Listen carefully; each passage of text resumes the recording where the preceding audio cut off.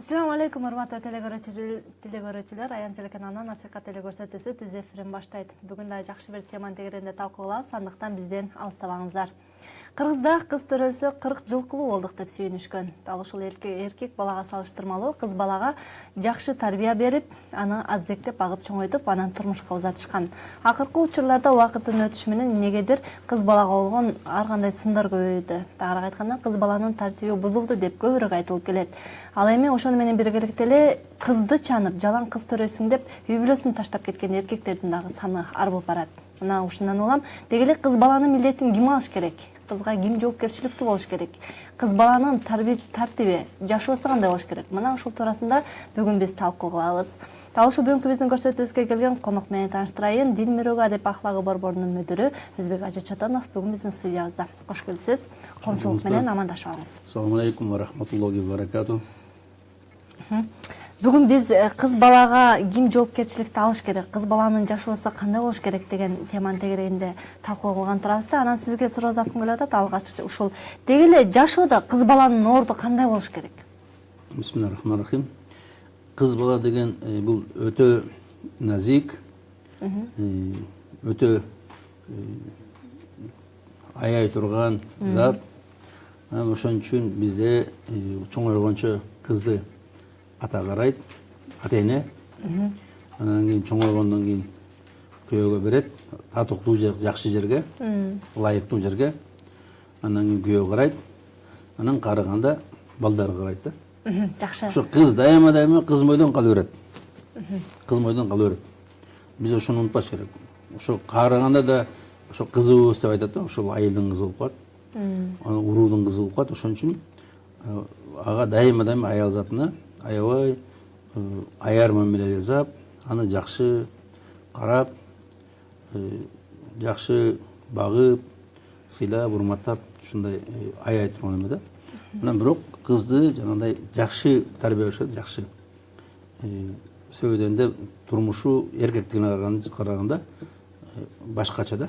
Жакшы. Анан сизге суроо заткым келет. Ошол кыз бала назик, кыз бала бир өзгөчө деп айтып келесиз го эркек балага салыштырмалуу. Анан кыз баланы кандай жакшы нерселерге салыштырсак болот жашоодо?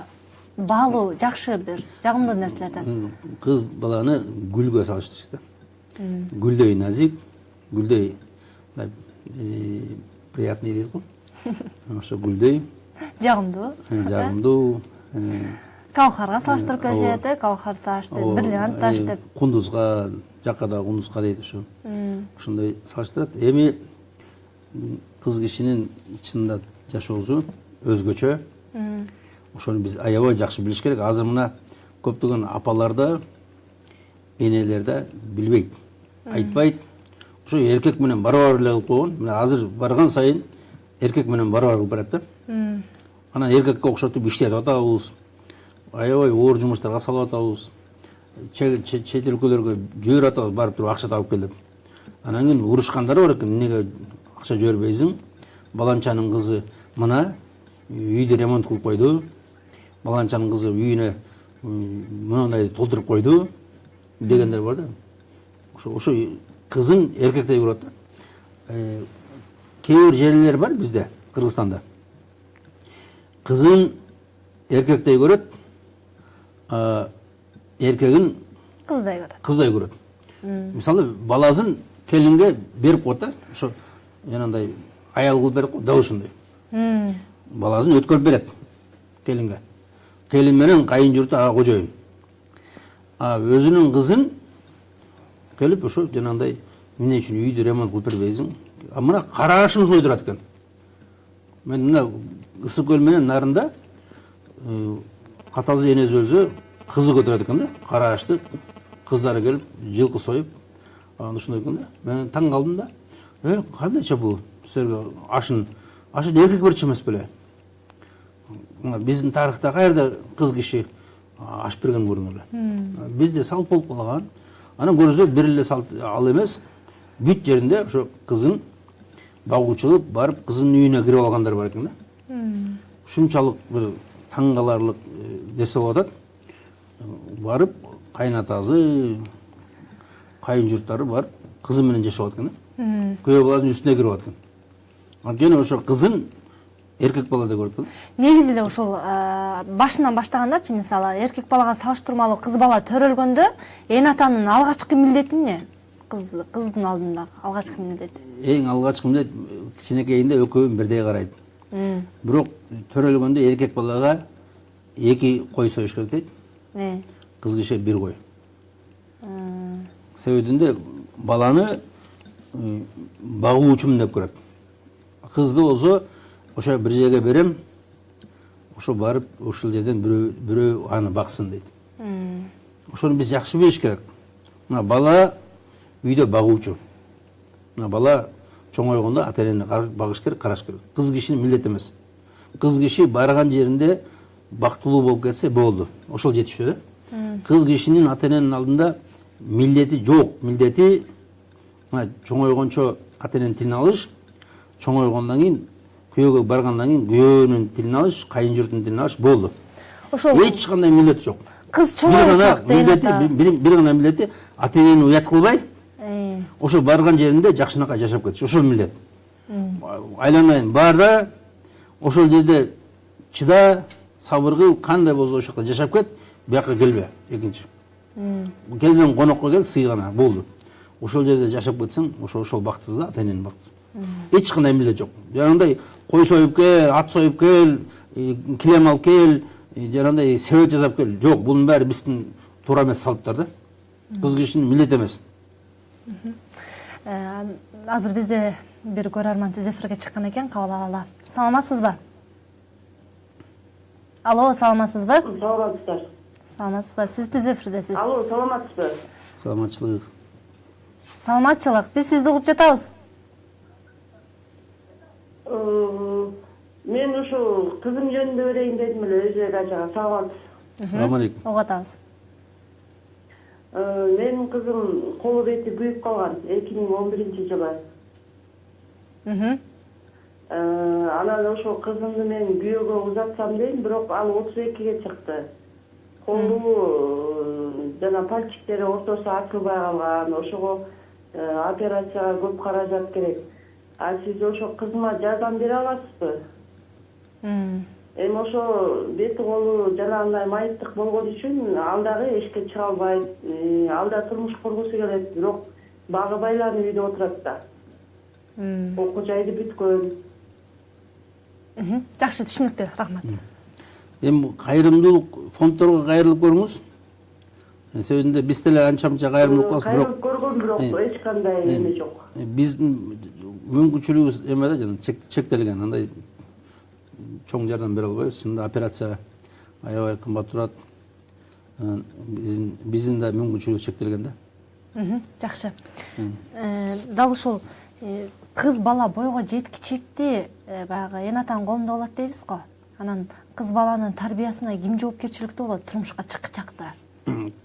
Кыз бала турмушка чыккычакты албетте тарбияны эне берет. Эне өзүнүн үлгүсү менен, өзүнүн жүрүш турушу менен, өзүнүн кылган иши менен, андан кийин сайыл чоңой баштаганда бул эжелери тарбия берет, анан жеңелери тарбия берет. Эң чоң тарбиячы үйдө жеңе. Мына тилекке каршы азыр жеңелер жок үйдө. Жеңенин баары базарда. Ошо кыздар жакшы тарбияланбай коет да. Ошо жеңеден көрүш керек. Жеңеден кантип баланы жуундурат, кантип баланы кийимин которот, кантип баланы сооротот, кантип уктатат, күйөө менен кантип жашайт, ошонун бүт баарын чоңоюп барган кыз жеңесинен көрүш керек да. Демек жеңе да милдеттүү кыз бала үчүн, Ооба, жеңе өзү негизи кызга кыр жерден тыюу дегенде кызды бүт баары тарбиялайт, коомдун баары тарбиялайт. Энелер, чоң энелер, таэжелер, апчелери, башкалар бүт баары кыз кишиге аябай көп көңүл буруп тарбиялаш керек. Анан тарбиялайт дегенде бүт баары үлгү көргөзүш керек, бүт баары ар нерсени айтып туруш керек. Мына кызга кыр жерден тыюу деген ошол насихаттарды көп айтышат, өзгөчө кызга көп насихат айтыш керек. Анан жогорудагы оюңузда дагы бир эре толуктап кетиңизди өтүнөт элем. Негизи кыздар бойго жетип калганда, бойго жеткичекте, ал турмушка узагычакты кыз баланы ким багыш керек, милдети. Учурда кандай болуп жатат? Ошол милдетти ким алып жатат? Учурдагы кыздардын милдети. Кыз кишини бойго жеткенче ата-эне багат. Анан бойго жеткенден кийин бериш керек. Күйөөгө багат деп туруп. Мисалы биз күйөөгө берген максаты ошо бирөө баксын, мен сени мына чоңойгончо бактым, эми сени бирөө багат, башка бирөө деп туруп, анан ошого ылайыктуу күйөө көрсөк. Мисалы келип, кызды биз азыр мына кызга ыктыяр берип коюп атабыз, өзүң каалаганыңды тийип ал деп. Андай эмес, анткени кыз киши багалау багалбайбы ойлонбойт. Кыз киши жөн эле аны менен кучакташканды эле ойлойт да. Ал мени багат экен, багалбайт экен ойлонбойт аны. А эң негизги мына турмушка берүүнүн максаты кыз башка жерде багылыш керек. Кыз бойго жеткенде үйдө отургузу келбей калат. Көчкүзү келет. Жана куш учат го. Дал ошол сыяктуу кыз учкузу келип калат. Ошол убакта жана ата-эненин тилин албай, жана кыз 14кө чыкканда кулак мурду кер болот, издеген эр болот дейт. Ошол убакта биз ана переходный возраст деп, дал ошол убакта нервин чететип, апасы менен урушуп, тил албай, бир башкача болуп калат. Мына ошол эмеси, ошо кыз кеткизи келип атат да. Учкузу келип атат уядан. Ошону уядан учуруш керек. Бирок аны татыктуу жерге, багала турган жерге. Мындай бир шалпайган бирөө эмес, жанагы шапар тепкен, көкүл кой алып, кечке чейин бийлеп жүргөн, ырдап жүргөн эмес, жакшынакай мээнет кыла турган, ошо кызын жакшынакай карай турган жерге беришет да. Демек, жакшы жолдошту тандап бериш, аны турмушка узатыш бул эне атанын милдети. Ата-эненин милдети ого. Ата-эненин милдети мына жакшынакай ат койгула, жакшы тарбия бергиле, анан жакшы үй бүлө куруп бергиле. Ошо нерсе биз аябай жакшы билиш керек. Кыз киши өз ыктыяры менен курбасын. Сөйдүндө ката кетирет. Анткени жанагындай сүйүү деген бул сезим. Бунун сүйүүдүн көзү сокур дейт. Билбейт. Биле албайт. Сөйдүндө турмуш алдыда турмуш күтүп турат. Мисалы кыз киши жана жаш жигит менен кыз ойлойт, жашоодун баары эле ошо кучакташып эле жүрөт экен деп. Жок, андай эмес. Эң негизги жашоо алдыда. Жашоо өтө татаал, кыйын, ошон үчүн өз ыктыяры менен тандабаш керек. Ата-эне тандап бериш керек. Анан учурда, мисалы, учурдагы бир кыз баланын милдетин биздин, мисалы, эне ата деп атпайбызбы? Эне аталар анын эркек бир тууган алыш керек деп коет. Ошондой милдетин алып жеткиликтүү деңгээлде карап атышабы? Мисалы, кыздардын милдетин алгандарды мен көп кездештирбейм да. Себеби кыз бала өз каражаны менен өзү айлык болуп эле өзү менен өзү болуп жүргөн учурда. Биз тилекке каршы тарбия бербейбиз, тарбия бере албайбыз, бербейбиз азыр. Чынында кыз эптеп чоңоюп келатат. Бирөөдөн көрүп, бир кээ бир жерде де жакшы чыгып атат, анткени ошо бир жакшы жеңе, жакшы энелер бар. Анан көбүнчө азыр энелердин баары рабочий класс, базарчы, саясатчы, жеңелерде базарчы, анан жок да кыз өзүнөн өзү чоңоюп атат. Кыз интернеттен, телевизордон, мындай фильмдерден тарбияланат да. Мына ошон үчүн үй бүлөлөрдүн бузулушу, кыздардын бактысыз болушу мына ошол атат. Даже оюна келбейт экен. Мисалы мына кээ бир кыздар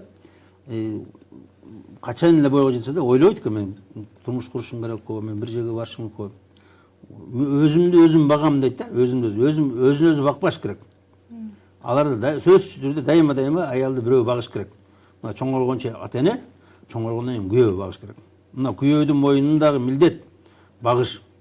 Ошону өзү жегендей жеп, өзү кийингендей кийгизип, ошону жакшынакай карап, асырап багыш керек. Анан албетте тарбиялаш керек. Албетте аны бекем кармаш керек, карап туруш керек. Мына ошол нерсе сөзсүз түрдө болуш керек. Жакшы, бизде дагы бир көрөрман бар экен. Түз эфирге чыккан, кабыл алалы. Саламатсызбы? Сиз түз эфирдесиз. Алло. Биз сизди угуп жатабыз. Алло. Саламатсыңарбы? Саламатсызбы? Мен ушу киши ар дайым берүүдө капыл үйдө калып турам да. Эмне себептен эркектерди тарбияга чакырбайт, ар дайым аялдарга салат. Ооба. Эми мындай да булар Аялды булгандагы эркек да. Макул, сиздин ой пикириңизди кабыл алабыз. Эмтип эркектерди тарбиялайбыз, Кудай буйруса. Туурасында жооп беребиз. Мен жана башында айттым, кызга кыр жерден түйүү дейт да. Бул деген бүт баары насихат этет аял кишиге. Чынында мен калар элем, ушу менин ордумда бир аялдар отуруп алып туруп, аялдарга туура насихат айтса деп. Анан бирок ошондой аял таппай жүрүм да. Урматтуу телекөрүүчүлөр, ошондой аял тапсаңар айткылачы бияка. Биз айлык төлөйбүз. Ошо биз айткан насихатты ушу аялдар айтсын. Кыздарга, Кыздарга жана аялдарга. Анткени мен эмнени айтсам деле, аялдарга азылды дей берет. Мен азылып аткан жок. Мен айтып атам, муну эрежени айтып атам. Эреже. Бул 1000 жылдан бери келген эреже. Мен айткан нерсе, бул шариаттыкы да, кыргызтыкы да дал ушундай эреже. Аялды, кызды өз колум менен ата эне берүү деген. Бул мен ойлоп тапкан жокмун да. Бул эреже, урматтуу туугандар. Чынында шарият оор, насихат оор. Бирок жакшы жашайм деген киши ошону көтөрүш керек. Мына пайгамбарлар келгенде, пайгамбарлардын баарын куугунтаган. Неге? Анткени эл каалабайт да. Эл өз билгенин жасагысы келет. Мына результат. Мына мисалы батыш биз үчүн чоң мындай көргөзүлө турган нерсе да. Үй бүлө жок. Үйлөнөт, ажырашат, үйлөнөт, ажырашат. 500%, 600%. Ошо эле көбү жашабай да калды. Азыр аялдан жийиркенгенден эркекке үйлөнүп калды. Мына ошон үчүн урматтуу туугандар, ошону жакшылап билели. Мына ким бактылуу болсун десе кызы, ошо мына айткан насихатты көтөргүлө, уккыла, анан айтып бергиле. Түшүндүргүлө балдарыңарга, кыздарыңарга. Ажеке, мен да бир нерсени айткым келип атат. Мисалы, азыр кыз бала үчүн ким жоопкерчиликти алыш керек деген суроону тегеренде талкуулап жатпайбызбы? Мына ушундан улам, мисалы, канчалаган кыз балдар чачакта иштеп жүрөт, канчасы өзүнүн жанын багам деп жүрөт. Сиз айткандай канчалаган кыз бала өзүнүн эне атасын багып жүрөт да. Мына ушундан улам жогорудагы эле апанын сөзүн мен толуктап кетким келип атат. Балким эркек бир тууган алыш керек эле ошол кыздардын ордуна кыла турган милдеттичи. Ошол кыз баланы үйгө отургузуп коюп, балким эркек бир тууганы багыш керек эле. Сиз кандай ойлойсуз? Мен ойлойм, ушул кыз баланын милдетин балким эркек байкеси эмес алса. Баланы багуучу деп, ошон үчүн жана эки кой сөйөт деп айттым го башында. Башынан баштап биз ошону жакшы билиш керек.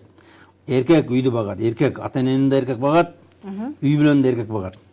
Кыз кишиге андай жүктөбөш керек. Кыз кишиге мойнуна эч нерсе жүктөбөш керек. Кыз кишиге шариатта атасы өлсө, бияктан күйөөгө чыкса уруксат. Бияктан өлүп атса, бияктан күйөөгө чыккан уруксат. Ушунчалык тез үй бүлө куруп кетсин да, ушунчалык уруксат. Эч кандай милдет жок ата эненин алдында. Ата эненин алдында чоңойгончо милдети алардын тилин алуу. Андан кийин күйөөнүн тилин алат, кайын журттун тилин алат, болду. Ата энеге милдет жок ата эненин алдында. Эч кандай милдет жок. Негизи ошо эркек бир тууган милдети, чынында эркек жакшы аял алып келип, анан багыш керек ата энени. Ата энени караш керек. Мына Москвага эркек барсын, башка жака эркек барсын, эркек багыш керек. Карындашын башкасын узатканы эркектин намызы. Ошол эркектер үйдөгү жооп берет карындаш үчүн. Бүт үйдөгү аялдар үчүн эркектер жооп берет. Ошону жакшы билиш керек. Эркектердин милдети ким эгерде ошентпесе, ошол эркектер күнөөкөр болот. Ошол эркектер дозокко болот. Эгерде өзүнүн карындаштарын карабаса, бакпаса, ошо күйөөгө чыккыча. Күйөөгө чыккандан күйөөдүн ордуна милдет да. Жакшы. Күйөөгө чыккандан кийинки маселе туурасында азыр биз бир ролик көрүп алалы. Андан кийин ана маекти уланталы.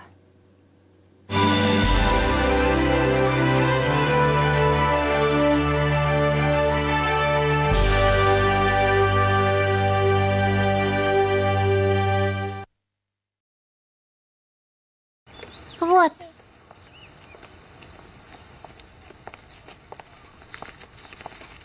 Мой папа самый лучший папа на свете. Папа самый красивый.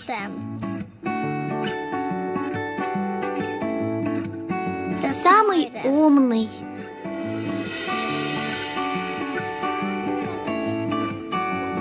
Самый находчивый. Самый добрый.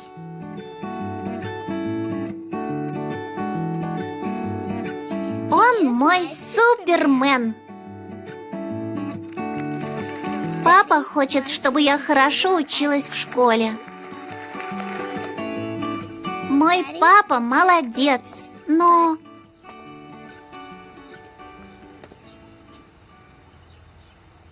Он врет.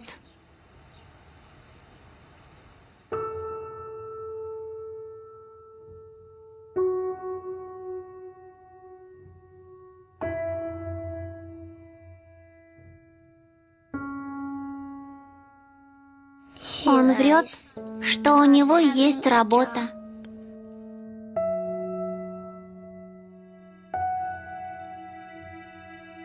Врет, что у него есть деньги.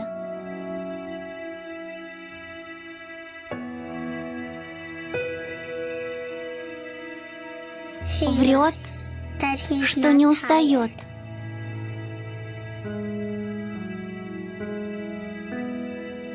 Врет, что не хочет есть.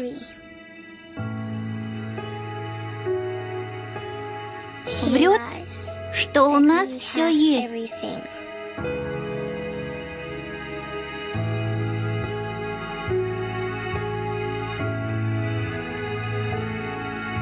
И врет о своем счастье.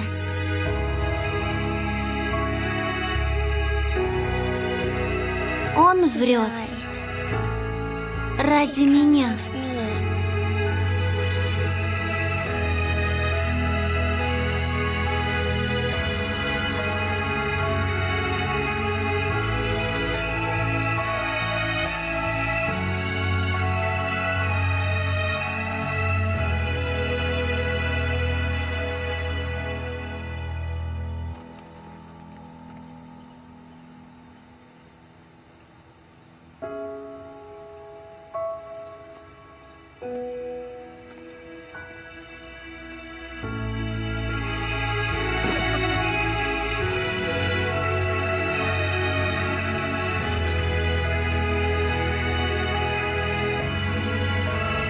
Будущее ребенка стоит любых жертв.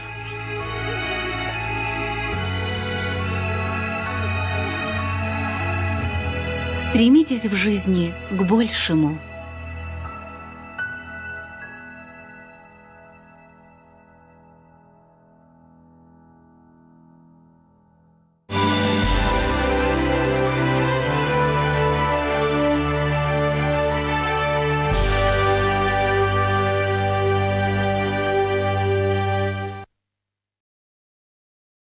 Динар, чай. Сығырық. Урматтуу телекөрүүчүлөр, Аян телеканалында биз насыйкат телекөрсөтүүсүн түз эфирде узатып жаткан маалыбыз. Андыктан бизден алыстабай экранга жакын келип, насыйкат телекөрсөтүүсү аркылуу жакшы бир насаат кептерди алыңыздар демекчибиз. Бүгүн биз кыз баланын, деги эле кыздын жашоосу кандай болуш керек, анын милдетин ким алыш керек деген теманын тегерегинде талкуу кылып жатабыз. Азыр болсо биз жогоруда үй бүлөдөгү ушул турмушка чыга турган учуруна чейин келип жеттик окшойт. Эми турмушка чыккандан кийин кыз баланы ким багыш керек, анын милдетин ким алыш керек, кандай кылып караш керек, деги эле кыз баланын турмушка чыккандан кийин жашоосу кандай болуш керек? Мына ушул жөнүндө айтасыңыз. Мына кыз чоңойгончо ата эне багат тарбиялайт дедик. Андан кийин кыз киши башка үйгө барат. Башка бирөөлөр ага тууган болот. Мындан ары ата эне бөлөк киши да. Ата эне бөлөк киши. Мындан ары анын сыйлай турганы, урматтай турганы, тил ала турганы анын ата энеси бүт баары ошо кайын журту болот.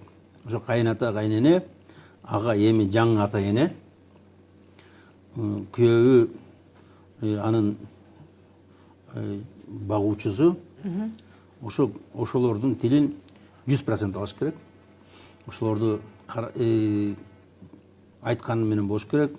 Ошолордун салтына көнүш керек, ошолордун жашоосуна көнүш керек. Ошолор айткандай жашаш керек.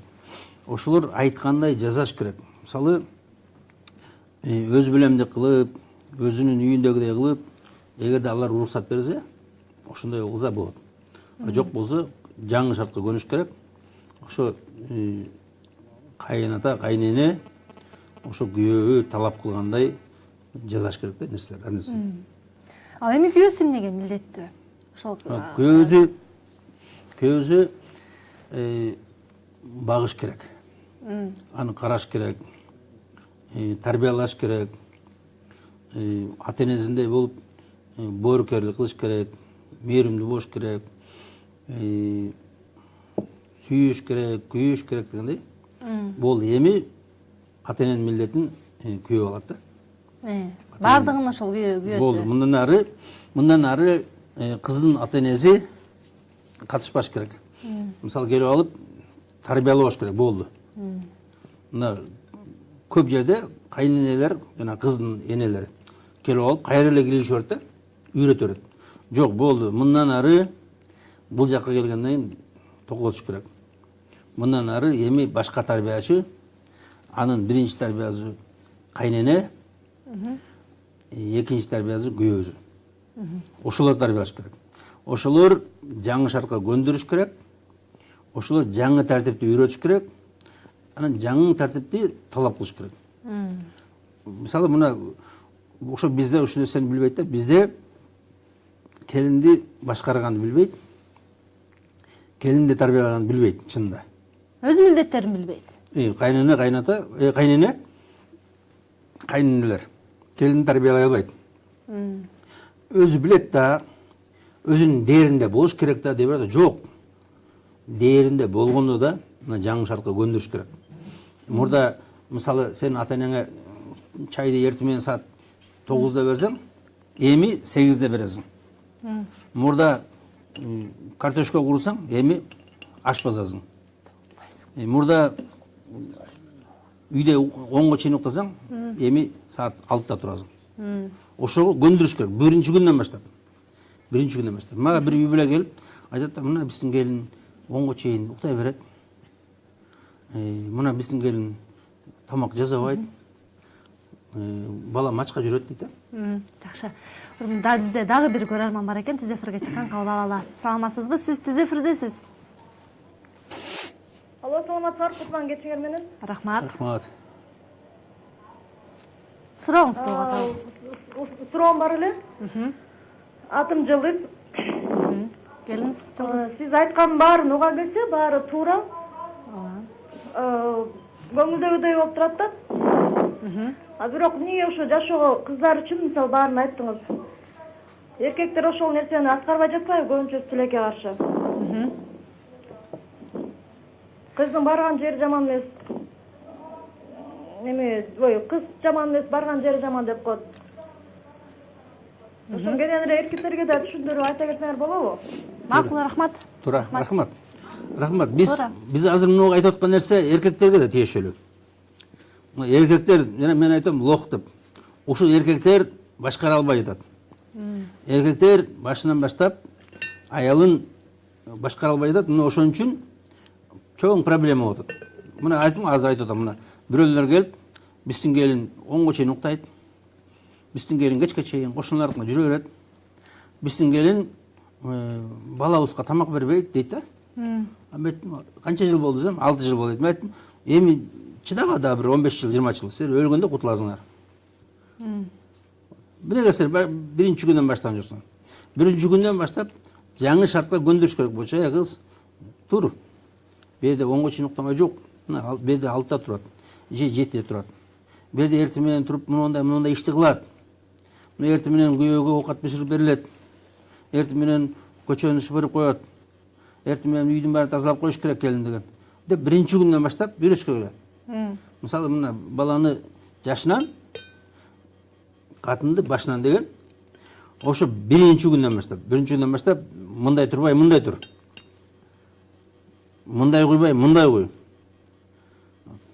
Биринчи күндөн баштап. Күндөр айткандай, алып келсе кайрыты көп чыта деп. Жанагындай келип өз билгениңди куя бер, унчукпайт. Мына мен айтам да, унчукпаган күйөө менен унчукпаган кайнене эң жаман кайнене. Эң жаман кайнене. Эң жаман күйөө. Ошолор урушпай жүрүп ажырашат.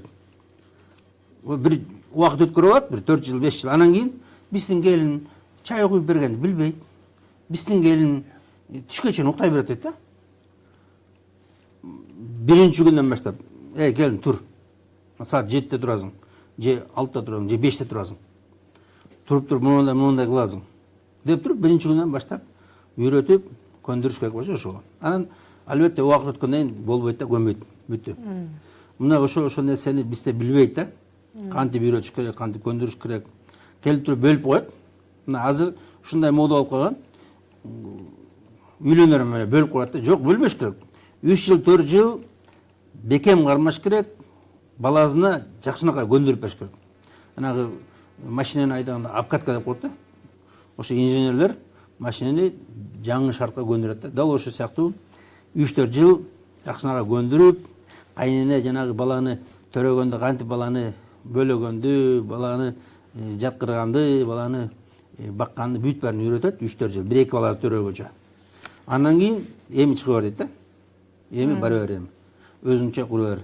Ошо баласына да көндүрөт. Баламдын тилин алгының, балама кайша айтпа, балама саат мынчада эртең мененки тамагын бер, балам келе атканда тамагын бишип даярдап кой, баламдын кийимин ütүктөп кой, балам кийимин тазалап кой. Ошо кайнененин милдети. Да бир суроо берейинчи сизге. Чындыгында ооба учурда көпчүлүк нерсе баягы өз милдетин билбей кетти, бирок айрым бир коомчулуктан көрүп калабыз. Мисалы аялы ооруп калса, же болбосо ушундай төшөккө жатып калса, же кандайдыр бир катуураак ооруга чалдыгып кала турган болсо, күйөөсү таштап кеткен учурлар көбүрөөк катталып атат да. Мына ушундан улам айтсак болобу, бул күйөө өз милдетинен мындай, өз милдетин жакшы аткара албай атат. Же эмне ошентип баш тартып кете берсе болобу, таштап кете берсе болобу? Кандай ал? Бул бир эле мындай проблема эмес. Бул жерден проблема мындай болот да. Биринчиден аялдардын баазы аябай төмөн түштү да. Аябай төмөн түштү. Бааланбай калды, баркы жок болуп калды, балабай калды. Экинчиден эркектер аябай начарлады. Жанатан бери эркектер жөнүндө айтпайсың, эркектер жөнүндө айтпайсың, эркектер начарлады. Катындан уят кетет, эркектен кубат кетет дейт, эркектен кайрат кетет дейт. Мына эркектен кайрат кетти. Эркекте кайрат жок. Мына жерде биздин шартта Дунган, Даргин, дагы башка улуттар, түрктөр өзүнүн аялдарын жакшынакай эле багып атат, өзүнүн милдетин аткарып атат. Биз болсо жок. Биздин эркектердин 70-80% өзүнүн милдетин жакшы аткарбай атат да. Жакшы, мындай кылалы. Бизде көрөрман бар экен, аны майкты уланталы. Саламатсызбы? Саламатсыздарбы? Саламатчылык. Сиз тиз эфирдесиз. Келиңиз. Рахмат. Суроом бар. Күйөөгө тийгенден кийин кээ бир ата эне уруксат берип атпайбы? Канча бир убакыт өткөндөн кийин жоолук салынбай эле жүрүүгөчү. Ошого макулбу? Келин жоолуксуз жүргөнгө. Сыртка чыкканда деле, үйдүн ичинен деле. Кайненеси, кайнатасы уруксат берип коюп атат, Ошону айтып атасызбы? Ооба. Өздөрү канча бир убакыт өткөндөн кийин уруксат беришет. Ошол туура. Рахмат. Мисалы шарият боюнча айтсак, келин кайната кайнененин алдында жоолугу жок жүргөнгө болот. Өзүнүн күйөөү, өзүнүн жакын тууганын алдында жоолугу жок же жоолугун жанагындай кыска байланган. Кыргыздын шариятында кайната кайнененин алдында жоолугу жок жүргөнгө болбойт да. Кыргыз шариятында. Эми азыр кыргыздын шариаты да жок, мындай айтканда салты. Мусулманда шарият жок болот. Келин бойго жеткенден кийин дайыма көчөлөрдө жолукчан жүрүш керек. Жамынып, оронуп жүрүш керек. Эч кимге кызыктырбай өзүнүн денесин, өзүнүн сулуулугун. Үйүндө бир туугандардын жанында өзүнүн күйөөү, күйөөнүн жакындары, күйөөнүн бир туугандары. Ата энесинин жанында сайла кыскараак көйнөк, жеңи кыска. Жеңи кыска, юбкасы эмес. Жеңи кыска көйнөк кийип жүрсө, кичинерээк жолук салса, уруксат. Анан эми чында чачын жайып жүргөн эч бир уруксат эмес да. Анан мындай көчөдө салынып жүрүш керек, көчөдө жолукчан жүрүш керек. Жогорудагы суроого жанагы ооруп калса күйөөлөр таштап кеткен боюнча оюңузду токтоп кетесиз. Жанагындай таштап кеткен чынында бул эркектик эмес. Чынында бул эркек киши бир эле аял эмес, балдары болуп атпайбы? Ооба. Балдардын энеси, балдардын тарбиячысы. Мисалы башка аял келсе, балдарыңды ошондой карайбы? Карабайт. Ошо балдарың үчүн ошондой күйөбү? Күйбөйт. Ал кээ бир эле убакта болбосо эч ким күйбөйт. Балдарыңды мүмкүн жана өгөй эне сабайт, кордойт мүмкүн. Ошон үчүн ошол жагында караш керек да. Анан бирок жанагындай бага албай качып кетип аткандар, аялына чыдабай качып кеткендер чынында көп болот да. Мына 3-4 балалуу болгондо, 5-6 болгондо бага албай качып кетип атат чынында. Ошондой көбөйт да. Бул чынында жоопкерсиздик бир жагынан. Анан экинчи жагынан бунун бир себеби эркек өзү жалгыз калып калат да. Мисалы азыр жумушсуздук дагы башка болгондо өзү жалгыз калып калат. Ошондой убакта бир туугандар жардам бериш керек да. Ошол эркек кишиге эркектин бир туугандары. Жанагы мына бизде ушундай болот да. Ар ким өзү менен өзү эле болуп калды. Илгери андай эмес, бир айылдын баары бир тууган болуп, бири-бирин карап, жардам берип, ай мунун уну түгөнүп калыптыр, ай мунун майы түгөнүп калыптыр, ай үйүндө ачка отуруптур, ай мунун көмүрү жок экен, ушундай болчу да. Азыр ошол нерсе жок болду, анан эркек киши өзү жалгыз багыш керек болуп калды. Мына ошол нерсе жанагындай ошон үчүн эркек киши чыдай албай качып атат да. Күндө келсе аялы келип проблеманы коет. Мына үйдө отун жок, мына үйдө суу жок, мына үйдө нан жок, мына үйдө бул жок, акча жок, башка жок. Анан качып кетет да. Ошондо качып кеткен себеби да ушундай болот да. Эгерде бизден мына ата бабаларыбыз 1000 эсе начар жашаганда да биздикиндей чоң үйдө эмес, боз үйдүн да ар жеринде тешиги бар, алачыкта жашаганда да үй менен таштаган эмес. Ата эненен таштаган эмес, баласын таштаган эмес. Биз азыр ушундай деңгээлге түштүк да. Өтө пас адамгерчилик, өтө пас бир туугандык, инсандык касиетибиз азайды да. Албетте бул чынында туура эмес. Бул чынында жоопкерсиздик. Мен айтпадым, жана башында кызды берип атканда жакшы караш керек ата эне. Багабы, бакпайбы? Ошону караш керек. Эң биринчи кезекте ата эне. Ошо бага турган жерге коюш керек. Мисалы келип, кызым сүйүп калыптыр дейт да. Кызы бир эмени сүйүп калган, бир көчүмпени, бир көкүл кое алган бирөөдө. Көкүлдөн башка эч нерсе жок анын.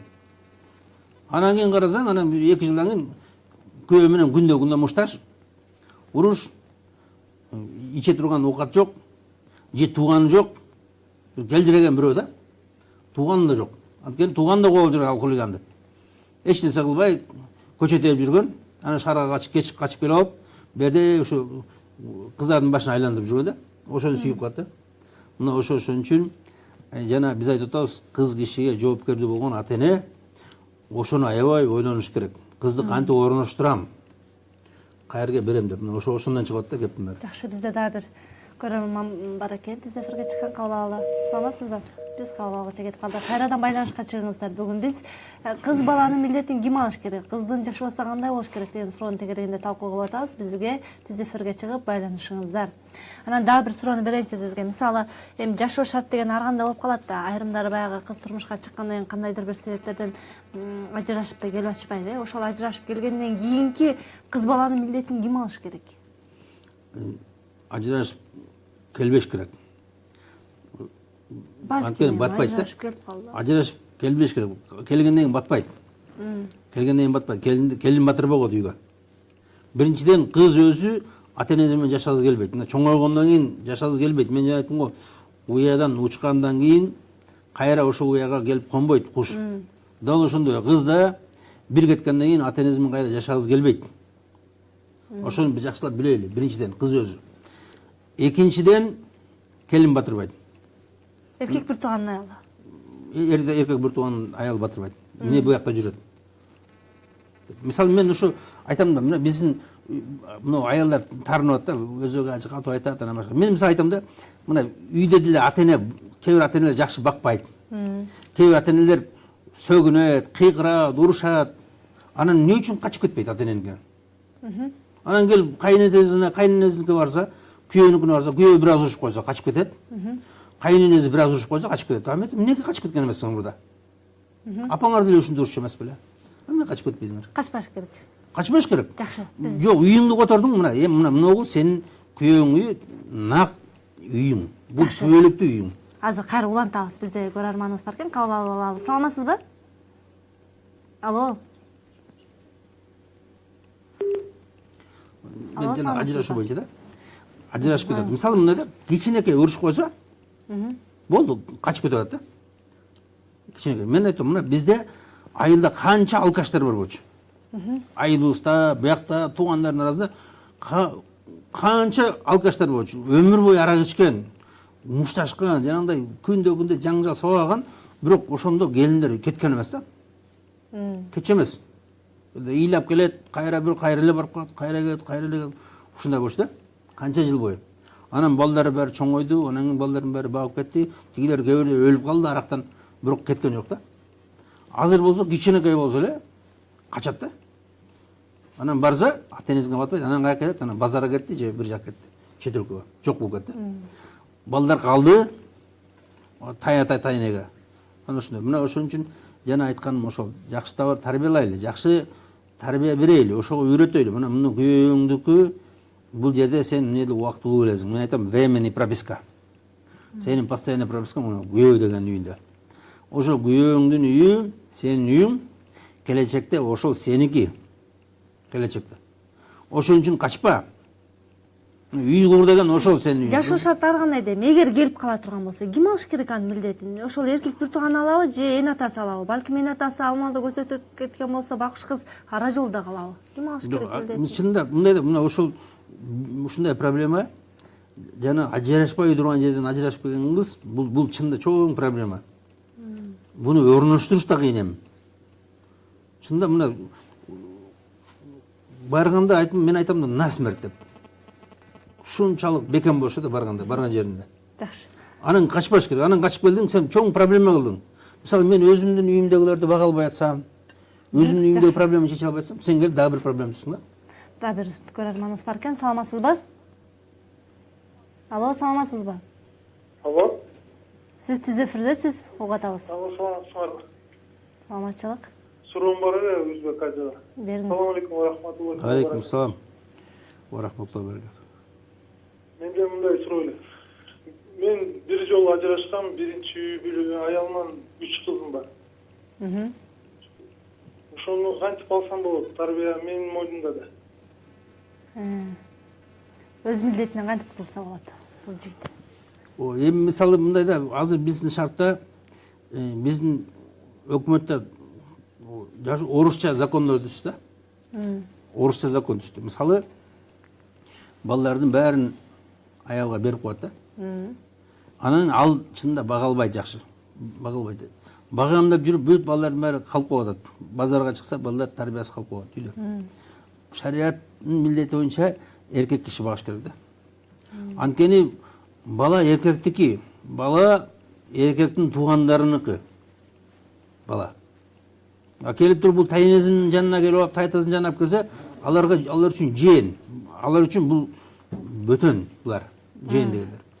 Жээнди кичине урушуп койсоң, өмүр бою тарнат дейт. Ал жерден жакшы тарбия бере албайт. Тайата менен тайыны урушуп койсом, жек көрүп калат дейт да, урушпайт. Бир гана бага берет да. Анан мына ошол жерден туура эмес тарбия чыгат да. Эми кантип алып кетиш керек? Бунун чынында өтө кыйын да. Биз айткан биздин закон биз үчүн тескери. Мындай кылалычы, ушул жигиттин суроосун тескери жагынан бергим келип атат.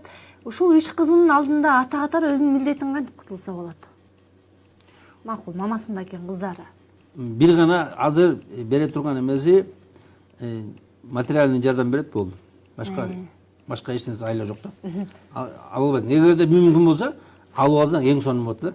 Ошону алып, өзүнүн туугандарына эметип, өзүнүн чоң ата, чоң энеси, мисалы, өзүнүн үйүндө болсо жакшы болот эле кыз иши. Жакшы. Жана таяталар, алар бөлөк кишилер да, бөтөн кишилер. Дагы бир суроо узаткым келип атат сизге. Мисалы, айрым бир эркектер өз болуп атат, жалаң кыз төрөйсүң деп өзүнүн аталык милдетинен кечип туруп кетип калгандар болуп атат. Мына ушуга карата сиздин ой пикириңиз кандай? Бул да бир эркек катары өзүнүн милдетинен качуу болуп эсептелип атат. Ооба, бул да эркек милдетинен качуу болуп эсептелет. Тарыхта көп жолу эле болгон ошондой. Мисалы жанагы Элеманын эртөштүк дейт, ошо эртөштүктүн 9 бир тууганы болгон. 8 бир тууган Элеман менен эртөштүк менен 9-чу. Анан 9 уулу бирөө Элеман барып 9 кызды бирөөгө куда түшөт да. Анан ошондой 1-2 эпосто ошондой да. Бүт 6-7 болсо, биякта да 6-7, баягы оптан үйлөндүрүп, бир эле кудадан 7 кыз болсо 7 кызын, 9 кыз болсо 9 кызын барып калган. Эртөштүктө ошондой 9 кыздын баарын бирден алып кеткен да. Анан чынында чамбаш керек. Бул тагдыр. Тагдырда чынында майып балдар төрөлөт. Тагдырда оорукчал балдар төрөлөт. Мисалы 2-3 катары менен майып төрөлөт. Ошондо да качпаш керек да. Мисалы адамгерчилик да ушул жерде болот да. Адамгерчилик аялың ооруп калса, балдарың майып болуп калса, да ошол качпаш керек да. Көбүнчө эркектер качып кетип атат. Чынында чыдаш керек, сабыр кылыш керек. Албетте биз жанагындай бир эле аялды эле тарбиялай эмеспиз, эркек да ошого тарбиялаш керек, үйрөтүш керек, анан эркекке жардам бериш керек да. Анан ошол дагы бир суроону бергим келет да сизге. Ошол бизде түз эфирге чыгып калган көрөрманыбыз бар экен, кабыл алып алалы. Саламатсызбы? Алло, саламатсызбы? Assalomu alaykum. Алейкум салам. Сизди угуп атабыз, сурооңузду бере берсеңиз. Суроом бар эле. Ушул көп балалуулар жанагы өзү балалуу болбойт деп токтошпойт го, ошол жана немеге каршылык эмеспи Аллахтын жолу. Түшүнүктүү, рахмат. Айрымдар бар го баягы. Ооба. Эми чынында бираз сактангыла деген бар. Андай улам эле жылына 2 жолу бала боло бербей. Анан бирок тобокел күчтүү болуш керек шариатта. Шариатта тобокел күчтүү болуш керек. Рызкы Алланын колунда деп билиш керек. Чынында мурда 16-17 балалуулар деле болгон. Ошолор деле багылып кеткен. Азыр айттым го, азыркыга караганда мурда өтө кыйыныраак болгон. Бирок ошондой деле балалардын бир гана бизде бир туугандык жок болот да. Бир туугандар жардам бериш керек. Мисалы мына пайгамбарыбызды чоң атасы багып алган. Кийин Азирет Алини пайгамбарыбыз болгон. Анткени Жакшы. Азирет Алинин атасынын балдары көп болгон үчүн бөлүп алганда пайгамбарыбыз бир баласын багып алган, дагы бир амакеси бир баласын багып алган. Ошол сыяктуу багып алчу, жардам берчи, ошо жардам бериш керек да. Жакшы, бүгүн биз аябай бир жакшы теманы тегерегинде талкуу кылдык. Мына ушул көрсөтүүдөн кийин жакшы бир насаат кептерди алды деген ойдобуз. Эми ушул бүгүнкү биздин көрсөтүүбүздө жыйынтыктоочу сөз катары сизге микрофон узатабын. Мен айтардым да көп нерсе айтылган жок. Чында жанагындай кийлигүүчүлөр, мына мисалы кыз киши күйөөгө чыккандан кийин кийлигүүчүлөр болот. Ошо нерселер жөнүндө эмкиде иншалла куя берсе айтыш керек. Анан жанагындай үй бүлөдө көп талаштар чыгып, ошол жөнүндө да сөзсүз түрдө айтыш керек да. Ошол убакта кыз киши кандай тарапта болуш керек экенин. Анан айтарым, урматтуу аялдар, бекем болгула, кыздарыңарга жакшы тарбия бергиле, кыздарыңарды жакшы үйрөткүлө турмушка. Математика, химия, физика эмес, эң биринчи кезекте ошо күйөө, кайната, кайнене деген сабакты көткөрүшөт да. Идиш аяк, тамак аш дегенде. Анан ошону көп бүт энелерге айтат элем насихат катары. Урматтуу аялдар, кызыңар бактылуу болсун десеңер, турмушка жакшылап үйрөткүлө. Күндө насаат айткыла, күндө сабак бергиле деп айтмакмын да. Жакшы, келип бергениңиз үчүн сизге терең ыраазычылык билдиребиз. Чындыгында аялды бешиктен кабырга чейин эркек багыш керек деген милдет бар. Андыктан эркектер дагы аял затын алып эштөөнү, аны багууну, алардын жоопкерчилигин алууну унутпаңыздар. Ушуну менен насихаттын бүгүнкү көрсөтүүсүн аяктайбыз. Кайрадан жолукканга чейин ассаламу алейкум.